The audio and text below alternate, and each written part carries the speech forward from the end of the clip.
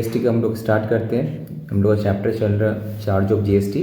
तो last class में हम लोग इसमें से बेसिकली जो बेसिक इंटर स्टेट वाला देखे थे एंड रिवर्स चार्ज मैकेनिज्म के ऊपर हम लोग डिस्कस किए थे। तो आज हम लोग जो बाकी पोर्शन है बेसिकली कंपोजिशंस लेगी एंड आरसीएम का और एक टॉपिक बचा हुआ छोटा से, उसको हम लोग स्टार्ट करते हैं।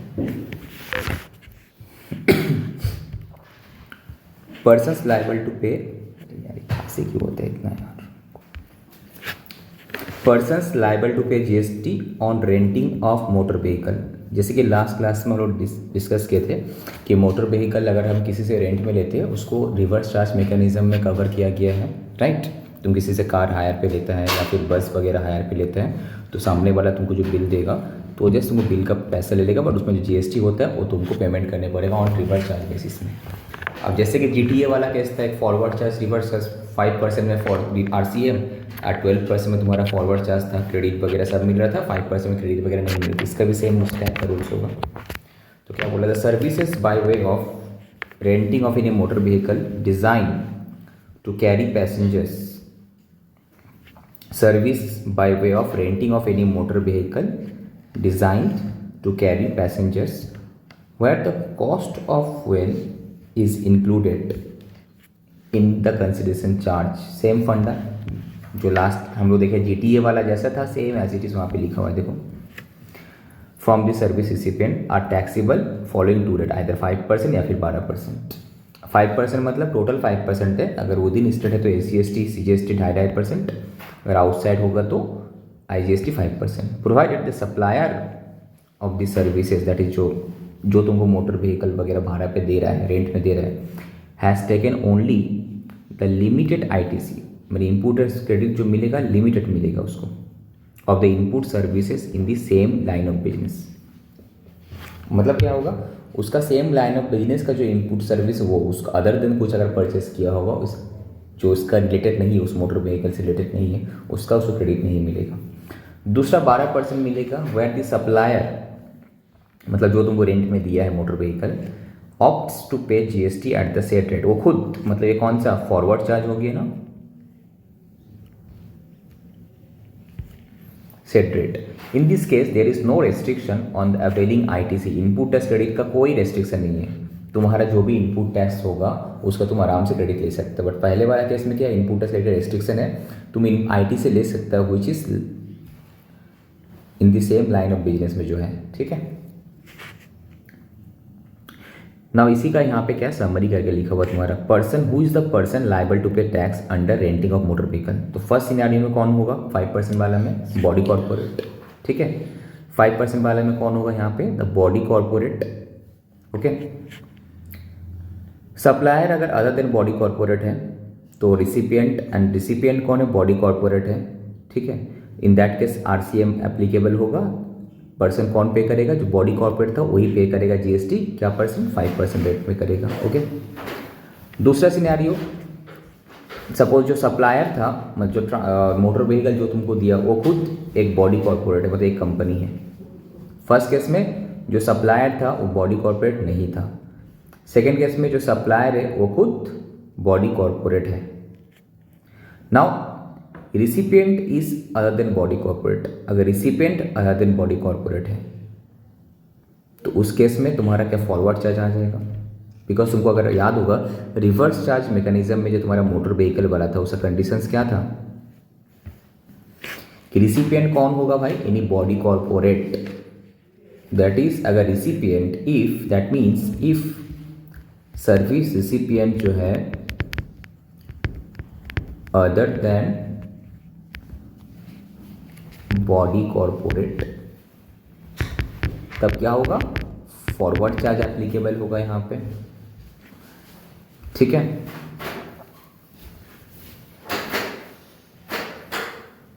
और सर्विस प्रोवाइडर कौन था यहाँ पे, any person other than a body corporate, मतलब जो तुम्हारा रेंट जो तुमको दे रहा था वो बॉडी कॉर्पोरेट नहीं था। दैट इज क्या होगा, कंपनी छोड़ के बाकी कुछ भी हो सकता है, बॉडी कॉर्पोरेट नहीं था। बॉडी कॉर्पोरेट मतलब बेसिकली कंपनी को हम लोग ये करते हैं, इंडिकेट करते हैं। तो जो यहाँ पे सर्विस प्रोवाइडेड था अदर देन बॉडी, आरसी में कौन सा कैसे एप्लीकेबल था, जो सर्विस प्रोवाइडर जो तुमको मोटर व्हीकल रेंट में दिया था वो बॉडी कॉर्पोरेट नहीं था, ठीक है। नॉर्मल जो बिजनेस वाले बैठे रहता है इंडिविजुअल, HUA, पार्टनरशिप फर्म वगैरह वो लोग, but they are not the body corporate. Recipient कौन था? बॉडी कॉर्पोरेट था। In that case body corporate जो है रिवर्स चार्ज में पे करेगा।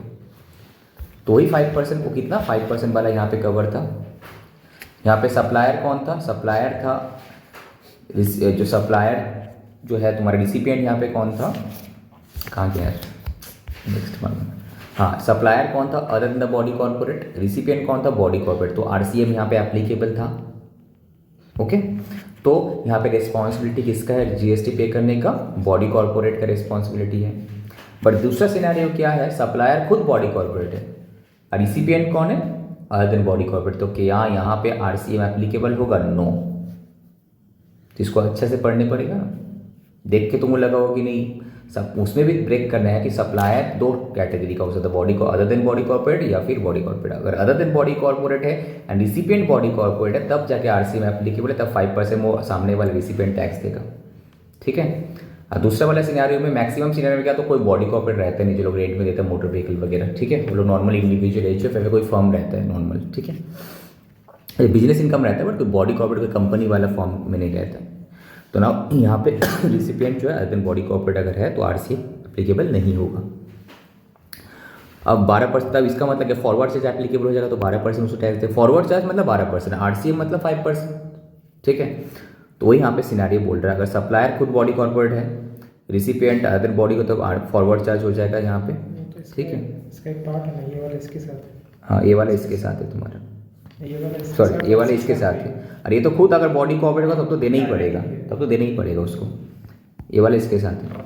ये अगर खुद बॉडी कॉर्पोरेट, बिकॉज यहीं पे फर्स्ट कंडीशन ब्रेक हो जा रहा है ना, वहाँ पे फर्स्ट कंडीशन क्या था? सर्विस प्रोवाइडर बॉडी कॉर्पोरेट नहीं होना चाहिए। तो अगर खुद बॉडी कॉर्पोरेट है तुमको फॉरवर्ड चार्ज देने पड़ेगा। अब सिनेरियो होगा कि तुम बॉडी कॉर्पोरेट नहीं हो। अगर तुम बॉडी कॉर्पोरेट नहीं हो तो सामने वाला रिसिपिएंट बॉडी कॉर्पोरेट है, यस तो RCM, बट सामने वाला रिसिपिएंट भी बॉडी कॉर्पोरेट नहीं है तो फॉरवर्ड चार्ज। अगर फॉरवर्ड चार्ज आ गया तो जो सप्लायर है वही खुद पेमेंट करेगा 12% का रेट में। ठीक है, it is important to note that when any services is placed under RCM, the supplier shall not charge any tax from the service recipient, as this is the settled procedure under RCM. Further, RCM shall be applicable here only when the supplier does not issue an invoice charging इतना, तभी जाके अगर 12% नहीं करेगा 5% करेगा तब जाके RCM applicable होगा नॉर्मल सिनेरियो में। ठीक है, वो बोलने मांग रहे हैं यहाँ पे। तो बेसिकली अगर हम फिर से ब्रीफ करते हैं, GTA वाला ये बहुत प्रैक्टिकल है, इसीलिए हम बार बार इस चीज़ से फोकस कर रहे हैं। ठीक है, तुम लोग का यह काम भी करेगा तो वहाँ पे सब सिनेरियो आएगा। तो अगर तुम किसी से सपोज अपना आपको समझो तुम बिजनेस पर्सन हो, बॉडी कॉर्पोरेट हो, तुम you have taken the services of GTA, goods transport agency का तुम सर्विस लिया है। ठीक है, इन दैट केस जो भी उसका बिल है तो वहाँ पे तुमको देखने पड़ेगा कि सामने वाला ट्रांसपोर्टर अगर खुद हमसे 12% कलेक्ट करके दे रहा है तो ठीक है, मेरा RCM में नहीं होगा। बट अगर 12% नहीं 5% में बोल रहा है, कोई ITC फाइटी से कुछ नहीं लेगा, तो 5% में रिसिपिएंट हम खुद बॉडी कॉर्पोरेट है तो RCM में हम देंगे। तो यहाँ पे वही बोल रहे हैं। और इस केस में क्या है, जो सामने वाले जो सप्लायर है वो बॉडी कॉर्पोरेट या फिर नॉन बॉडी कॉर्पोरेट। अगर बॉडी कॉर्पोरेट है तो फॉरवर्ड चार्ज में करने पड़ेगा उसको। फॉरवर्ड चार्ज मतलब वो खुद हमसे कलेक्ट करके पेमेंट करेगा रेंटिंग ऑफ मोटर व्हीकल का। और अगर सामने वाला तुम्हारा बॉडी कॉर्पोरेट नहीं था बट रिसिपिएंट बॉडी कॉर्पोरेट था तो RCM 5%। अगर रिसिपिएंट भी बॉडी कॉर्पोरेट नहीं है तो फॉरवर्ड चार्ज 12%। ठीक है, सपोज कोई बॉडी कॉर्पोरेट को ट्रांसफर कर दिया और वो रजिस्टर्ड नहीं है GST में। ट्रांसफर कर दिया मतलब वो सर्विस दिया सर्विस ट्रांसफर दे रहा है, रजिस्टर्ड नहीं है ना, नहीं। तो रजिस्टर्ड नहीं है तो उसको खुद देने पड़ेगा तो फॉरवर्ड चार्ज रजिस्ट्रेशन लेके देना पड़ेगा, मतलब सामने वाला को देने पड़ेगा। अच्छा, मैंने इसको ट्रांसपोर्टर को देने पड़ेगा। ट्रांसपोर्टर ही अगर रजिस्टर्ड नहीं है तो रजिस्ट्रेशन लेके देने पड़ेगा, रजिस्ट्रेशन लेके देना पड़ेगा। डिपेंडिंग ऑन अगर उसका तुम्हारा उसका रजिस्ट्रेशन के लिए जो लिमिट था टर्नओवर वगैरह क्रॉस करके तब उसको रजिस्ट्रेशन लेनी पड़ेगा। ऐसे भी तो ये डज नॉट, तुम ये मत बोलोगे तो रजिस्ट्रेशन नहीं लेगा, रजिस्ट्रेशन लेनी पड़ेगा, उसको टर्नओवर का तो लिमिट है ना, वो अगर क्रॉस कर गया तो he has to take the registration. अब बाकी रजिस्ट्रेशन लेने के बाद ऐसा नहीं है कि अगर RCM में है मतलब सामने वाला रजिस्ट्रेशन नहीं लेगा ट्रांसपोर्टर, नो, अगर उसका लिमिट क्रॉस करेगा तो रजिस्ट्रेशन लेने पड़ेगा उसको। ठीक है, अभी क्या, taxability of remuneration paid to the directors, ये भी तुम्हारा लास्ट क्लास में डिस्कस किए थे हम लोग। क्या डायरेक्टर जो सर्विस देता है कंपनी को वो तुम्हारा इसमें था RCM में था। दैट इज़ डायरेक्टर नहीं करे पेमेंट करे, डायरेक्टर अपना पैसा ले लेगा, डायरेक्टर का जो सिटिंग फीस वगैरह उसमें जो टैक्स जीएसटी होता है वो कंपनी को पेमेंट करेगा। तो उसके बारे में यहाँ पे दिया है, पर रीड करके इतना इंपॉर्टेंट है। In order to determine the leviability of tax on the remunerations paid to the directors, ठीक है, we first need to ascertain whether the director is an employee, जो हम बोल रहे थे एम्प्लॉई ऑफ द कंपनी और not. Employee होगा तो अलग ट्रीटमेंट होगा, नॉट एम्प्लॉय होगा तो अलग। जैसे कि कुछ डायरेक्ट इंडिपेंडेंट डायरेक्टर होता है जो एम्प्लॉय नहीं रहता है, जस्ट गवर्नमेंट नॉमिनी अपॉइंट करके रखता है उस टाइप का। नाउ सर्विस, दो सिचुएशन तुम्हारे पास अराइज हो सकता है ना, services provided by the independent directors. Independent director क्या होता है, कंपनी एक्ट में डेफिनेशन से अलग से, जो तुम्हारा एम्प्लॉय नहीं होना चाहिए, एंड अदर्स बहुत सारे कंडीशन है वो बाद में। And those director and who are not employees of the said company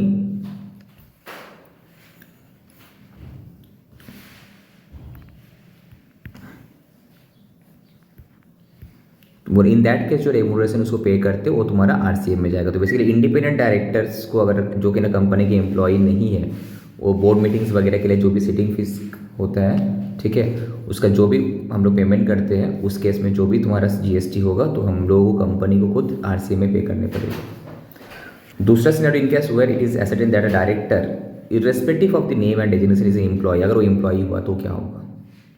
next step would be examine whether all the activities perform by the director are in the course of employer employ relationship. अगर वो employer employ वाला relationship पे जा रहा तो क्या हो जाएगा, कॉन्ट्रैक्ट फॉर सर्विसेज हो जाएगा वहाँ पे। एम्प्लॉय एम्प्लॉय मतलब कॉन्ट्रैक्ट, उसको तो कॉन्ट्रैक्ट मिला है ना, तो वो सैलरी मिल रहा था उसका। तो पार्ट ऑफ द डायरेक्टर्स रेम्यूनरेशंस, तो ये तुम्हारा क्या था, हम लोग का नेगेटिव लिस्ट में वहाँ पे था ना, एम्प्लॉयर एम्प्लॉय रिलेशनशिप वाला। तो शेड्यूल 3 तुम लोग को याद होगा नेगेटिव लिस्ट वाला, तो वही बोला अगर एम्प्लॉयर एम्प्लॉय हो गया तो भाई तो नेगेटिव लिस्ट में आ जाएगा, तब तो सप्लाई नहीं है तो जीएसटी का सवाल ही पैदा नहीं होता, ठीक है। तो वही बोला था part of the director remunerations which are declared as salaries. तुम लोग एक चीज़ एक फैक्ट बता रहे, ये जो हम कर रहे हैं ये क्या है, तुमको सेल्फ स्टडी टेक्निक, तुमको लगता है ये इससे पहले हमें पढ़ चुके होंगे, तुम्हारे सामने फर्स्ट टाइम हम पढ़ रहे हैं। हम कब पढ़े होंगे, नवंबर 2018 में जब हम जीएसटी मेरा जीएसटी था, आई क्वालिफाइड सी फाइनल, उसके बाद ये फर्स्ट अभी कर रहे हैं। फील हो रहा तुमको कि हम 4 साल बाद सैटरडे इसको रीड करें, नहीं ना। तो ये अगर तुमको वंस एक स्ट्रैटेजी है, तुमको अगर एक अच्छा मतलब कोई भी टॉपिक तुमको ऑन स्पॉट दे तुमको अगर बोलना है तो तुमको बस सेल्फ स्टडी टेक्निक आना चाहिए। हम क्या करें, कुछ नहीं, हम बस मेन पॉइंट पर है, साथ ही साथ पर रीड मारे, कुछ समझ में आया तुमको समझा दे रहे ऑन स्पॉट। हम not a professional teacher because first time बहुत 4 साल बाद हम पढ़ा रहे हैं रिसेंटली। फील हुआ अभी तक तुम लोग कोई चैप्टर में, हम ना घर में कोई होमवर्क करके रखते, ठीक है। तो ये जो है टेक्निक को हम बार बार बोले, इसको ट्राई टू अडेप्ट। हम एक कोई टीचर से हम सीखे थे, जो सोमपुर सर था, मेरा गुरु, क्लास 9 में 8 में कि 9 में हम उनसे मिले थे। इससे पहले हम नॉर्मली स्टूडेंट को थे, रट्टा वाला कोई कंसेप्ट क्लैरिटी नहीं था। उनके पास आके मेरा 11-12 में जो अकाउंट्स का बेस स्टार्ट हुआ, और जो सेल्फ स्टडी का जो टेक्निक जिस तरह से हम पढ़ाते वो उसी तरह से कराता था, जो सीखे वो अभी तक मेरा अंदर है। तो ऑन स्पॉट कुछ भी टॉपिक तुम दो, इवन सीए फाइनल का कुछ भी हम कराते हैं, बस वो तुम्हारा अंदर वो टेक्निक आना चाहिए। दैट इज बार बार तुम लोग फोकस करते हो, वो टेक्निक पे फोकस करो, कभी ट्यूशन का भी जरूरत नहीं पड़ेगा अगर टेक्निक समझ में आ गया तो। एनीवे, तो schedule 3 now further part of the employee further the part of the employee जो director remuneration which is declared as separately other than salary, जो सैलरी का पार्ट नहीं है तो वो तुम्हारा कंसिडरेशन में जाएगा, वो outside the scope of schedule 3, तो वहाँ पे तुम्हारा आरसीएम लगेगा, ठीक है। तो इसको अगर हम ब्रीफ करें, सिंपली क्या है भाई, अगर इंडिपेंडेंट डायरेक्टर है तो वहाँ पे तो आरसीएम लगेगा बिकॉज एम्प्लॉयर एम्प्लॉई है ही नहीं, ओके। नेक्स्ट, अगर एम्प्लॉई है तो वहाँ पे नेगेटिव लिस्ट आ जाता है, तो वहाँ पे भी होगा नहीं। एम्प्लॉय है बट कुछ ऐसा सर्विसेज दिया जो तुम्हारा सैलरी का स्कोप का बाहर है, इन एडिशन टू सैलरी कुछ अलग पेमेंट, सपोज सिटिंग फीस वगैरह जो दे रहा वो है, ठीक है, not in the capacity of employ, वो एक परफॉर्मेंस दिया, इन दैट केस वो तुम्हारा जीएसटी का सप्लाई में आ जाएगा, तो वहाँ पे रिवर्स चार्ज मैकेनिज्म में कंपनी को खुद जीएसटी पे करनी पड़ेगा, हो गया। Next, tax payable by eco और नोटिफाइड सर्विसेज, इसका electronic commerce operator eco, electronic commerce operator eco, example बोलो तो फ्लिपकार्ट, अमेजन, ठीक है। थोड़ा इंपॉर्टेंट, जस्ट रीड कर, इंपॉर्टेंट है ये भी रीड कर ले, डायरेक्टर वाला समझे, बाकी ये दो तो इंपॉर्टेंट था, रेंटिंग वाला एंड जीटीए वाला, ठीक है। जितना करेगा अच्छे से करना कंसेप्चुअल क्लैरिटी के साथ, तो कॉन्फिडेंस ऐसे ऑटोमेटिकली बूस्ट हो जाएगा, भूलेगा नहीं, नॉट फॉरगेट एक्चुअली, बिना समझ के करोगे भूल जाओगे, ठीक है। तो ईसीओ क्या होता है, is any person who owns या ऑपरेट या manage an electronic platform, correct, for supply of goods और सर्विसेज और बोथ। तो एग्जांपल ले सकते हैं हम किसका, Amazon, सपोज फ्लिपकार्ट, ठीक है। Sometimes ECO itself supplies the goods and services displayed on the electronic portal। खुद का, फ्लिपकार्ट का खुद का प्रोडक्ट है, कोई बाहर से, नॉर्मली क्या होता है फ्लिपकार्ट बीच में वो सेलर से पैसे, वो सेलर से माल तुमको डिलीवरी करवाता है, तुमसे पैसे लेता है, अपना कमीशन काट के सेलर को देता है, यही तो उसका काम करता है। बट कुछ फ्लिपकार्ट का खुद का प्रोडक्ट है, इन दैट केस क्या होगा। However, many a times the product or services displayed on the electronic portal are actually supplied by some other persons, right, to the consumers। तो when a consumer places an order, suppose तुम फ्लिपकार्ट में एक order place कर रहे हैं for a particular product के लिए on this electronic portal, the actual supplier supplies the selected product to the consumer। जितना जब तुम्हारा बिलिंग आता है कहाँ से, फ्लिपकार्ट का नाम में आता है ना, जो सप्लायर होता है उसका नाम में होता है, सप्लायर का नाम में होता है। So the prices, but the prices and the consideration for the product or service is collected by the ECO, correct। collect कौन करता है, फ्लिपकार्ट ही collect किया from the consumer and passed on to the actual supplier after deduction of commission। जो हम बताया कहानी, यही होता है रियल फैक्ट। अब यहाँ पे क्वेश्चन ये उठता है, तो इन दैट केस जीएसटी तो कलेक्ट हमसे कौन किया, सप्लायर किया ना, एक किया ECO। सो द गवर्नर में on the recommendation of the GST council notify specific categories of services the tax on supplies of which shall be paid by the ECO। माने इस कुछ specific categories of goods and services का list government by notification बता देगा, जहाँ पे ECO को खुद GST पे करने पड़ेगा, वो नहीं पे करेगा, एक्चुअल सप्लायर पे नहीं करेगा। If such services are supplied through it, उसका प्रोसेस किया गया है तो।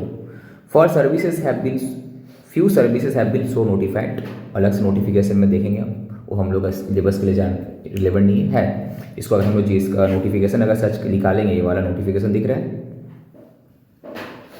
ये ओपन करेंगे अगर हम लोग गूगल में मारना, तो तुमको पता चल जाए क्या क्या सर्विसेज बोला, जहाँ पे बोला ECO को खुद GST पे करने पड़े कलेक्ट करके, ठीक है। For instance services by way of transportation of passenger by Ola Uber, radio taxi Ola Uber, motor cab maxi cab, motorcycle क्या होता है, मोटरसाइकिल रैपिडो, मोटरसाइकिल मतलब हो गया तुम्हारा रैपिडो, रेडियो टैक्सी मतलब सपोज ओला उबर, ठीक है।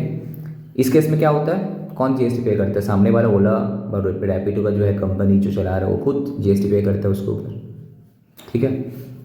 सर्विस कौन देता है, सर्विस तो कोई बाइक वाला दे रहा है, कार वाला दे रहा है, उसको GST पे करने की जरूरत ही नहीं है, समझ में आया। Tax payable by the ECO notified services. But एक चीज़ यहाँ पे जान के रखो, यहाँ पे सर्विसेज का बात बोल रहा है, ओके। तो यहाँ पे तुम्हारा ECO वाला समझ में आ गया। ECO वाला क्या होगा, बेसिकली ये क्या है, गुड्स के ऊपर नहीं है, बेसिकली यहाँ पे तुम देखो नोटिफाइड सर्विसेज बोल रहे हैं, उसीलिए यहाँ पे ओला उबर का जो हम यहाँ पे एग्जांपल दिया, नॉट ऑन गुड्स। उस केस में क्या करता होगा ये लोग, जो गुड्स का केसेस में, उसका केस में जो टैक्स सप्लायर जो GST कलेक्ट कर रहा होगा वो खुद पे कर रहा होगा। इस केस में एक फ्लिपकार्ट अमेजोन क्या करता होगा, वो जस्ट अपना कमीशन काट रहा होगा, काट के पेमेंट कर दे रहा होगा, तो पूरा GST अल्टीमेटली सप्लायर वो पेमेंट कर रहा होगा। वो आएंगे ई कॉमर्स ऑपरेटर का फिर अलग से कि हम लोग जब करेंगे उस चैप्टर में हम लोग फिर आएंगे, ठीक है। तो बेसिकली ओला उबर वगैरह जो है वहाँ पे उस केस में वो लोग खुद GST पे करता है। इवन और भी बहुत सारा सर्विसेज जो गवर्नमेंट रिकमेंड करेगा GST काउंसिल मीटिंग के थ्रू से, वो एडेड होते जाएगा यहाँ पे। अभी तक फिलहाल ओला उबर वगैरह ये सब है, और भी बहुत सारे सर्कुलर में एक बार देख लेना, ठीक है। और डिटेल में जो है तुम्हारा फाइनल लेवल पे यहाँ पे कवर किया गया है। नेक्स्ट क्लासिफिकेशन ऑफ गुड्स, जैसे कि हम बोल रहे थे ना गुड्स का, बेसिकली सिंपली इसको एचएसएन कोड देखते हैं। अगर सपोज मुझे जानना है कि ये जो गुड्स है, ये गुड्स का जीएसटी का रेट क्या होगा, तो सबसे पहले तुमको देखना पड़ेगा ये गुड्स का एचएसएन कोड क्या है। उस एचएसएन कोड का ऊपर डिपेंड करके क्या होता है तुम्हारा क्या रेट होगा जीएसटी का। जैसे कि लास्ट क्लास में दिखाए थे ना वेबसाइट में ओपन करके, ठीक है, वो लास्ट में दिखाएंगे बाद में।